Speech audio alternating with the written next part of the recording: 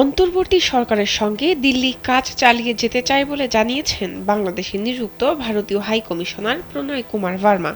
বুধবার পররাষ্ট্র উপদেষ্টা তৌহিদ হোসেনের সঙ্গে প্রথম সৌজন্য সাক্ষাৎ শেষে সাংবাদিকদের একথা জানান তিনি। বলেন, দুই দেশের মানুষের পারস্পরিক যোগাযোগ ও স্বার্থকে সবসময় গুরুত্ব দেয় দিল্লি। অন্তর্বর্তী সরকারের দায়িত্ব নেওয়ার পর এ প্রথম কোনো বিদেশি কূটনীতিক মন্ত্রণালয়ে এলেন। প্রায় ঘণ্টাখানেক চলে এই বৈঠক।